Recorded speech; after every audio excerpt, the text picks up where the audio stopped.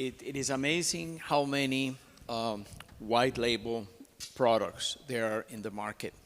And what white label really means. It means, when white label means so many things, it starts not to mean anything, really. And so one of the first things that I want to do in this panel is kind of go through what is really white label. And you cannot make an industry use terms as long as everybody used them. And we went through this at the beginning of this industry when we decided to call, for example, corresponsales, correspondents, when we started calling, when we were checking a transfer, we used to say, well, it's an investigation. Investigaciones, and it became a word that we shouldn't use because people will say, it's investigate. No. Reclamos in Spanish was a word that means it's negative. So incidencias, and it was in Spain and somebody started using incidencias. So and all these terms in this industry have moved forward.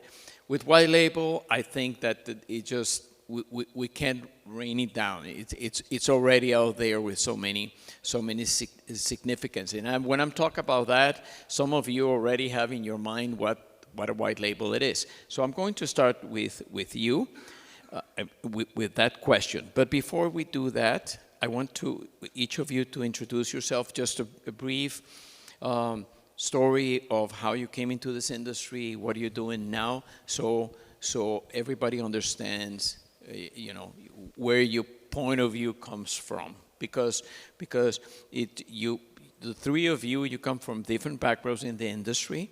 You know each other for some time, but go on, Nabil, introduce yourself. Good morning, everyone. How's everybody doing?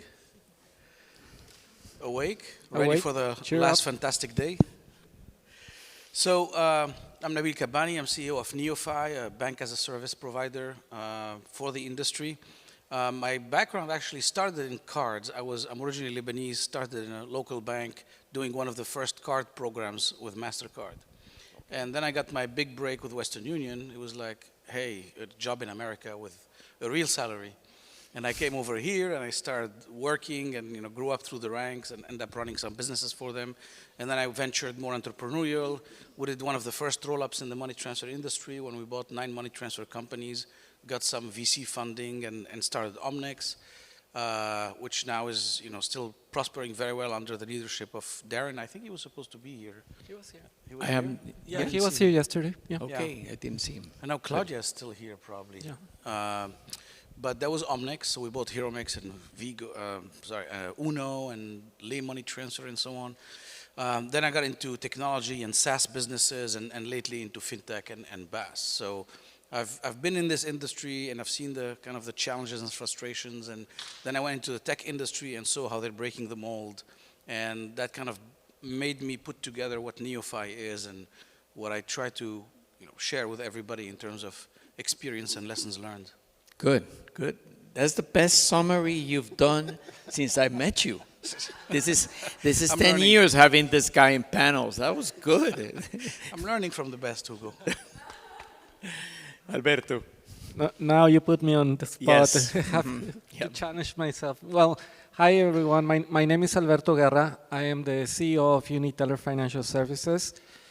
UniTeller Financial Services is a 100% subsidiary of Grupo Financiero Banorte, second largest bank in Mexico, and the largest Mexican-owned financial institution. So I've had a long career in banking at the Banorte Group in different phases, and corporate banking, international banking.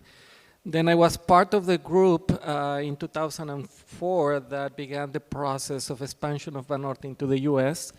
That led into the acquisition of 2 entities. One was a national charter bank located in southern Texas called International Bank. Banorte eventually acquired that bank in 2006, but eventually sold it in 2015.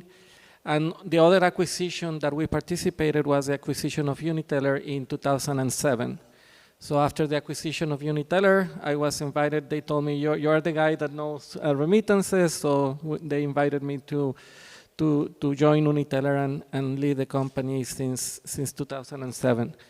So UniTeller, we basically...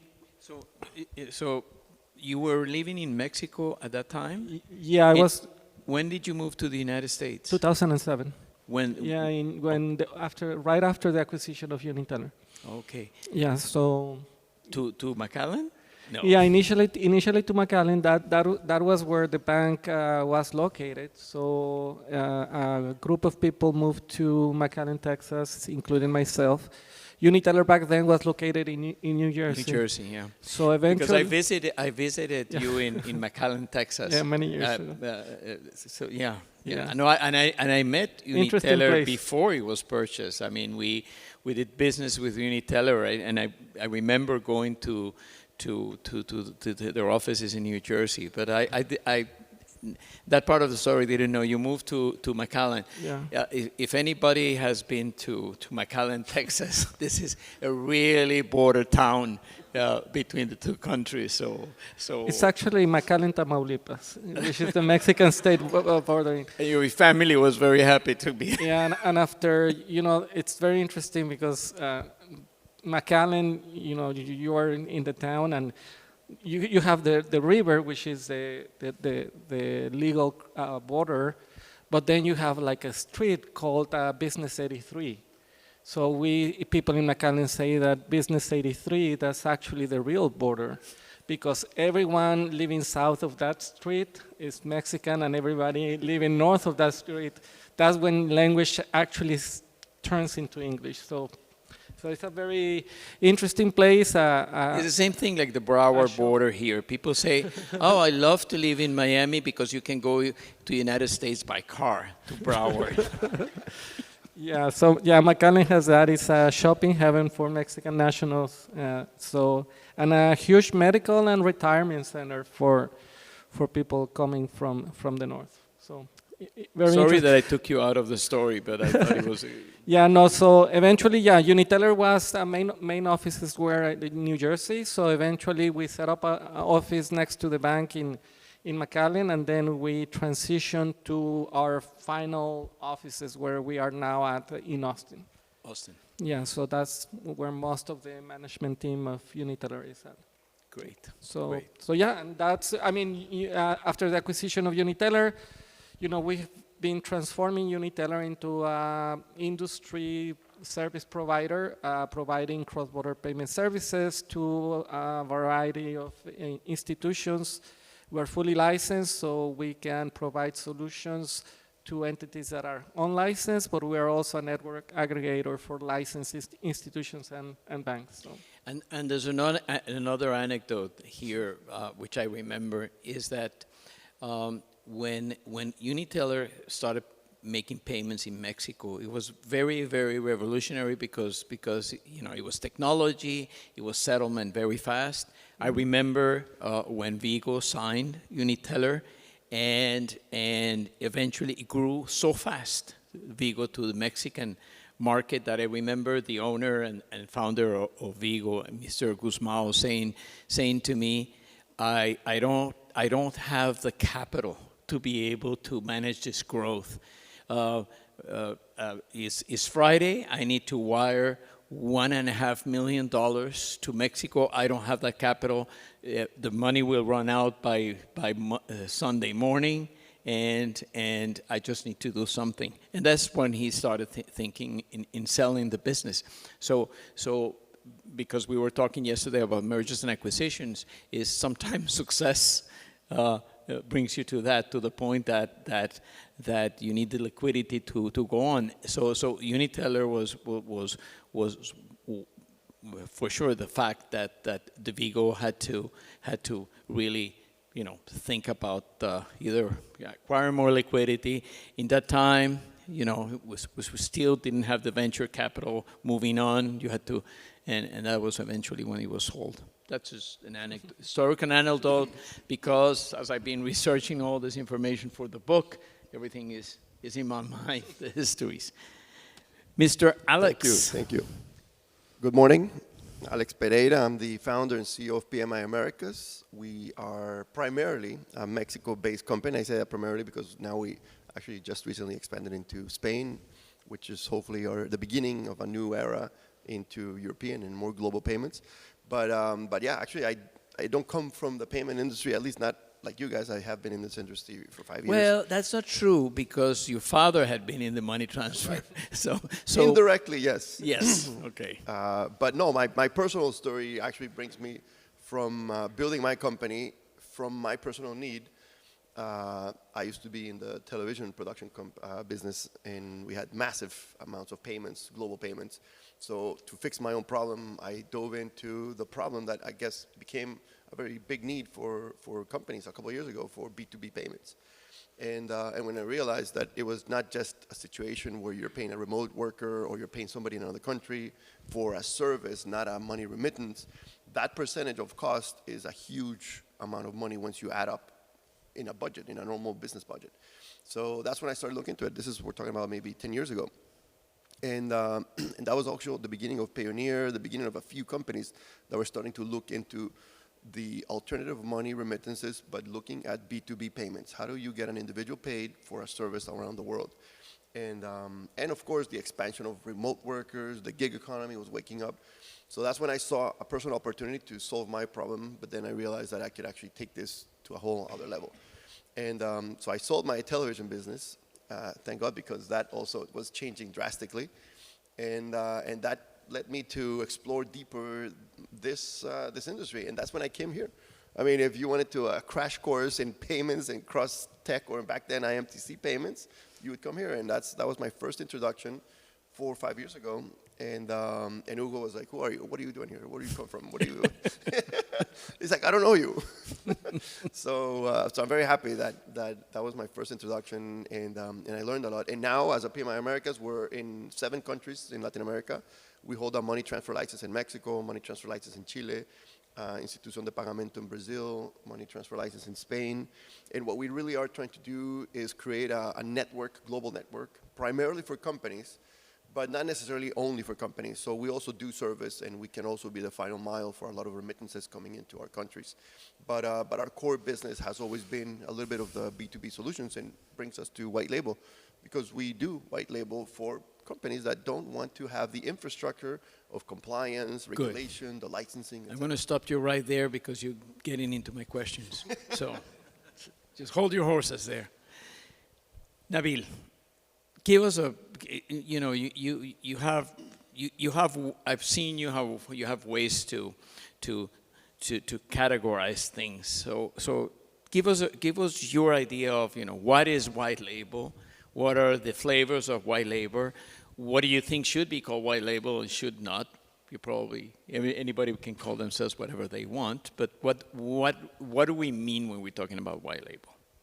Yeah, that's a good question. I was listening to your introductory comment, and you touched upon it. I think there's 2 levels with white label. There's, I call it strict white label, like the very Jesuit type of white label, where the company that is providing the service is completely invisible, transparent. Even if you looked at the contract details and the little fine print on a website, you would not find anything.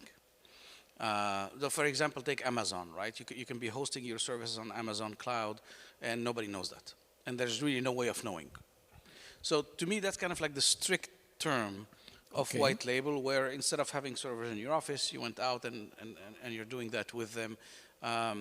Then I think there's what everybody's been doing for decades without really calling it white label, which is the ability to really complete your service offering using somebody else's services, and you're marketing them as yours because that's how you actually have built what you have. But in essence, it's not your business, it's somebody else's business. So perfect example is the remittance industry, right? So when a US remitter advertises we have, 10,000 payment points in Mexico.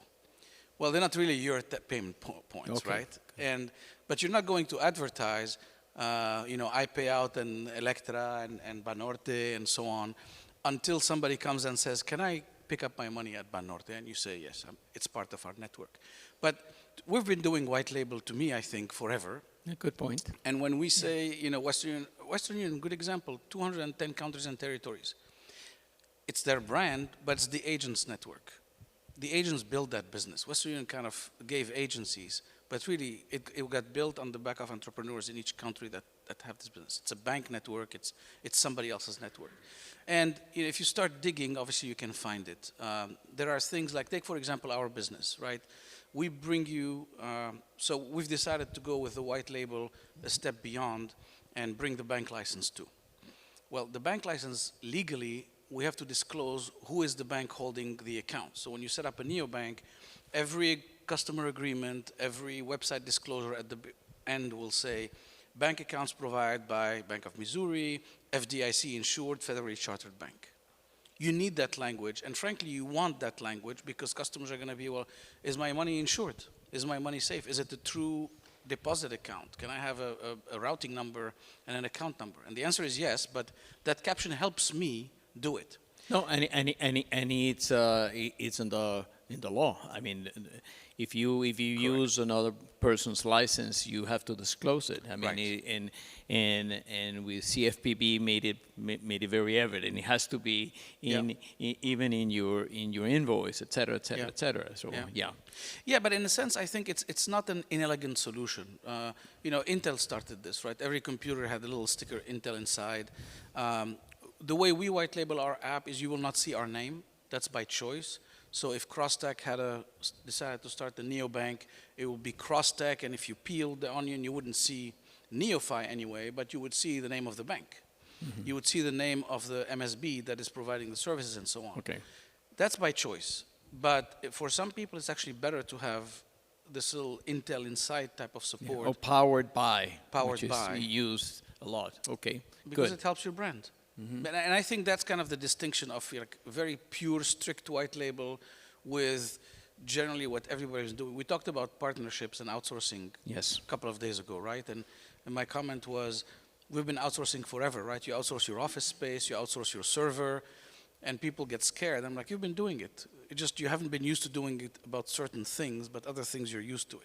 Yes. Same thing with that, with white label. I think we've been doing it forever. No, and I remember the time when every company has its customer service, and then customer service started happening, you know, in across the border in Tijuana. I remember that was big for a certain time. Costa Rica was big. I know Colombia does that. So all this calling centers. I mean, it changed. I remember even with ourselves. I mean, money transfers at the beginning. It was the recipient company that used to contact the customer. Hey, remittance was, and we had a calling center, and then it was not needed anymore because with communications, the center will call and says, go there.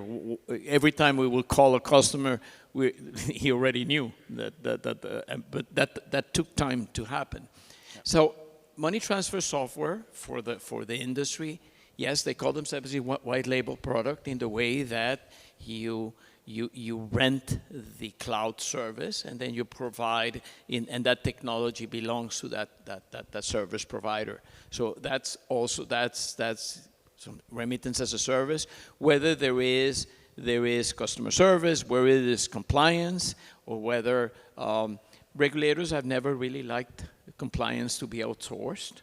That's an issue. It's still an issue. I was discussing yesterday somebody who was licensed in New York, and they said, well, we use an outside service, and the New York banking department said, no, I'm sorry, you need to have your own. But not California didn't ask for that. So there's still some things you can outsource or white label or not.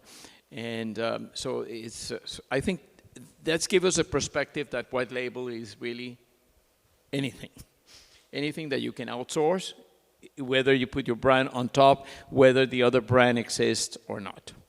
Okay, good.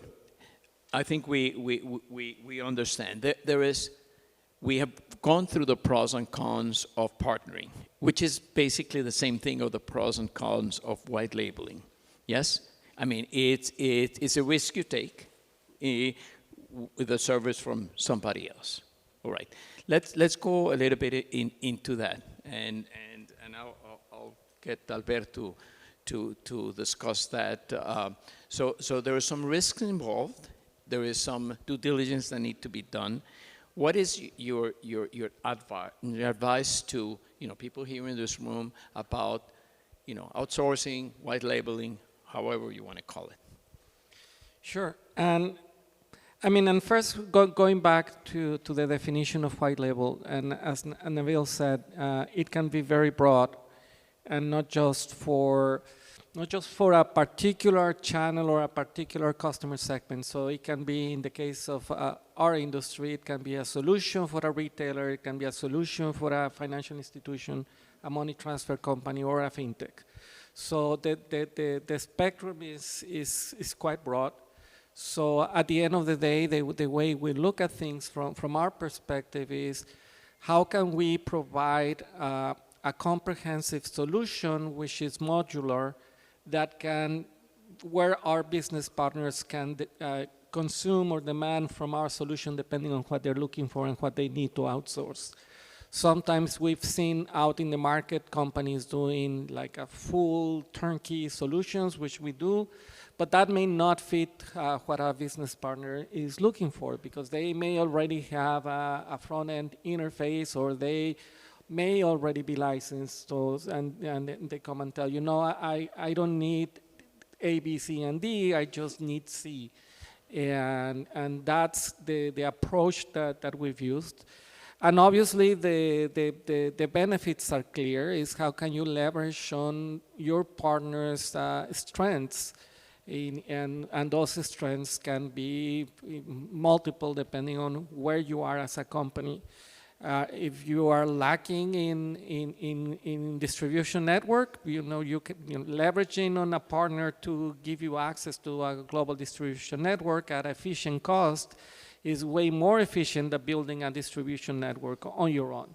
And it's incredible to see how many companies, go in the effort of building a distribution network, and when it's just far more efficient to outsource part of the process and get the advantages and efficiencies of partnering with someone that is giving you a distribution network, just as an example.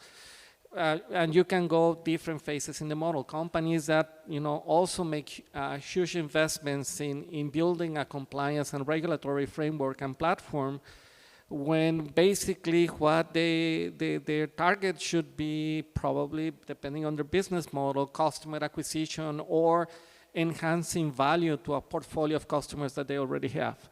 So if your vision is how can you give the money transfer value to your customer base, why would you go and invest in all the effort on building a compliance and regulatory platform if you can outsource that?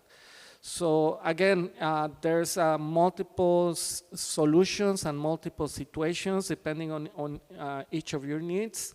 I think the assessment that my recommendation that we do is, where do you believe that a company, in this case like UniTeller, can provide you value?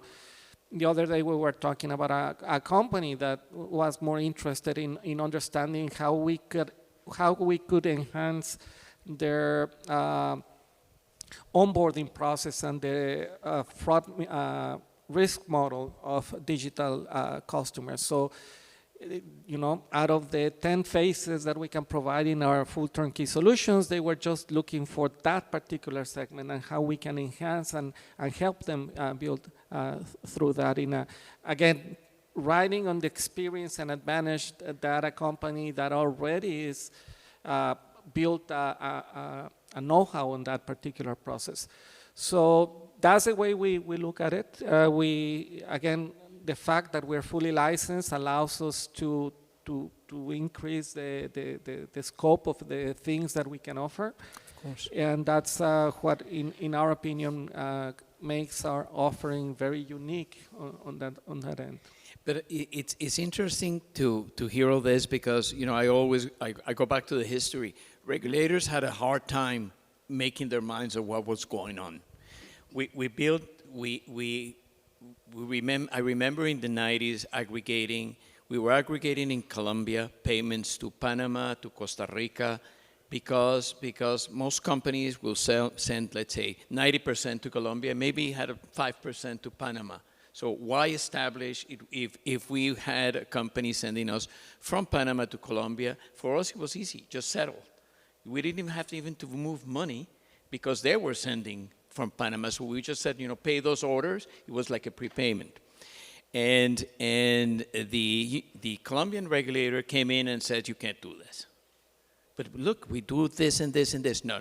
And after we were doing it, they came with a law saying, Colombia, you can use Colombia as a destination or origin, but not, you can't use a platform in Colombia to, your license doesn't allow it to do what Western Union does. You just pass it along, We moved, we did it in Costa Rica, and the same thing. The Costa Rican regulator said, you just can't do that. I mean, it has to be an origin or destination. So finally, it's changed. I remember I was talking with Mr. Delgado. We were doing this in Costa Rica with payments to Nicaragua because the same thing. We had payments from Costa Rica to Nicaragua. And the New York regulator told them, look, we need one wire transfer to Costa Rica and one to Nicaragua. You can't do one wire transfer with combined payments. So we've gone through all that. So we're going through changing the mentality of regulators to allow us to do certain things. And this has still happened. I mean, when we had companies like, I think, TransferWise, now Wise, when entered the United States, it entered as an agent, and then I remember, I think it was pre-cash, and then the regulator said, I'm sorry, you can't do that, you have to need your own license. So there is so white label, and it's something that you need to be very sure that you can do regulatory-wise, and I know that when I have people coming to me and says, we need to rent a license in the United States, and says, please don't use that word. Nobody like that. You can't. That's not a term you should use. So that was just this perspective of how things change, because the industry is always going fast and the regulators are behind, trying to say, what are you doing? Okay, let me adjust the way I see things. Alex, we all know the pros of white labeling. There is a few cons that we have to speak because there's some stories out there of things that haven't gone the right way. So tell me a little bit about what you've seen from your own perspective. How you especially because you as a startup, you have to you really choose the partners you want to build your stack of services and products. Yeah. Yes, I mean, fortunately, I think in the past 5 years or maybe a little longer, the software as a service has really made white labeling much better. So advances in technology have made from ID verification to a bunch of other things that your front end for your app. So there's a lot of good things in white labeling that can make you go to market fast. So the advantage, clearly market, you can go in. The disadvantages that I've seen personally is that no white label is built the same. So you can come in and they can give you what you think at that point meets your criteria, your business plan. You're going to do money remittance, or you're going to do payments, you're going to do something simple. And maybe that company has all those features. What happens is you go in, first you pay a lot of money, setup fee. I mean, it costs money to go into a white label. Yes, you're saving a lot of time and money, but it will cost you upfront. Then you have your minimum fees, minimum limits, or there's always some minimum that the company that is providing white label is expecting from you. So unless you have the money up front and you have all these costs up front, you have clearly what they are going to do for you, then it works. The moment that you start to request changes, features, suddenly, let's say your business started to move in one direction, and then you realize, oh my God, no, my traffic or my target audience is no longer in Mexico. I see a more opportunity in Salvador. You call your provider, your white label provider, like, I need you to configure to Salvador. And that's when they're like, okay, well, I have to charge you by the hour. It's going to take X amount of hours to configure your system. So that's when it starts to get expensive. And suddenly you get excited and you want now Guatemala, you want more countries. So I say white label, it's a great tool for a startup to go in and test their market if you don't have a lot of money to invest in building your own technology. But I believe that the core of your business eventually has to have its own, but eventually. So I think it's a combination of what exactly, like a little bit of what Alberto said, there's a lot of modular parts that you can always outsource. There's no need for ID verification that is done very well by other companies. AML lists and softwares, maybe even the front end of your app, that can be handled by certain companies.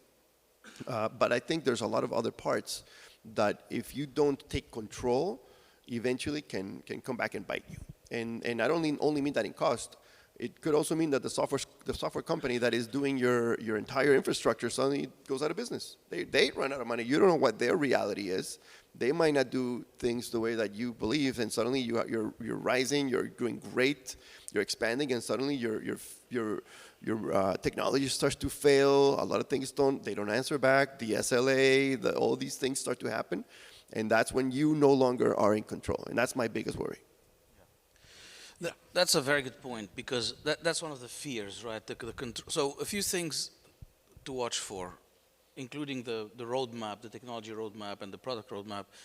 You want to make sure you have SLAs on the service. You want to make sure that there's an offboarding ramp in case there's a fallout between you and your provider. They have an obligation to offload your business to another entity so you can continue. But to your point, I would look in an outsourcer or a white label solution into something kind of like you were saying that is modular. Because you're right, to get started into something, it's a lot cheaper to learn from somebody else's mistake and just white label the solution. They know everything already about it, they've built it, it's going to cost you a fraction of what it cost them to build it. Now, if they are modular, what you can start doing is taking pieces of those modules and doing it yourself as they become more important to you. And leaving other things with the provider, so that you don't have to worry about. So for example, if your core competency is not in building apps, let them continue building the apps. We've made a deal with one of our customers where they put one of their programmers in our team, and now they can kind of drive their own destiny with their version of the app, and they're not subject to our priorities. They have their own priorities, and they can do that. But if somebody came and said, look, I have my own money transfer solution, but I want the bank.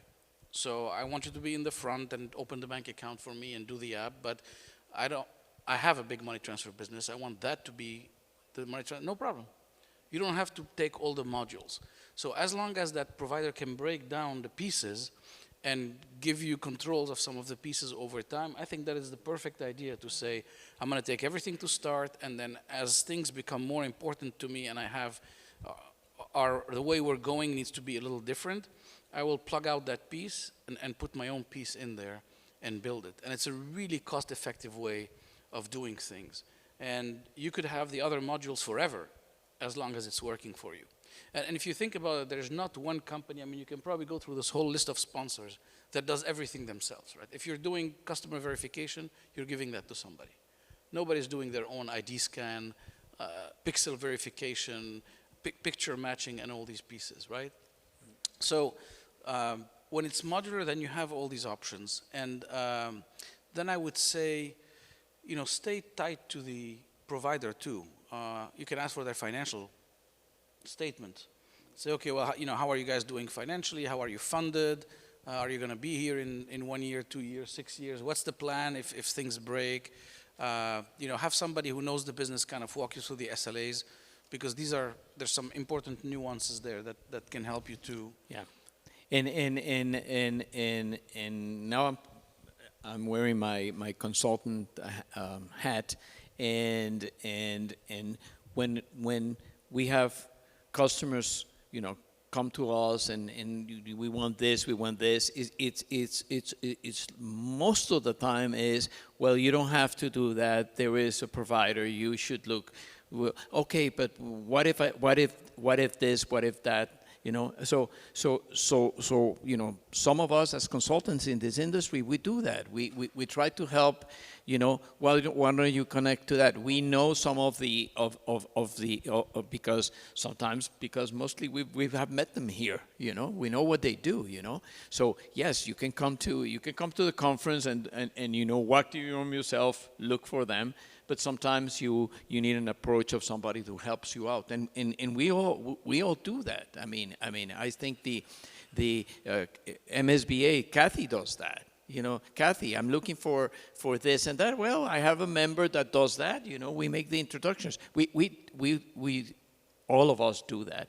And I said something yesterday that most, even though this is expanding industry, and sometimes, and I was amazed just looking at the participation list that, you know, I said, oh my goodness, I don't know, you know, third of the people that are coming to the event, and I said, oh my goodness, you know, I need to know, you know, but because it's growing, and some of our colleagues who've been 10 years coming to the conference tells me, who is all these people? You know?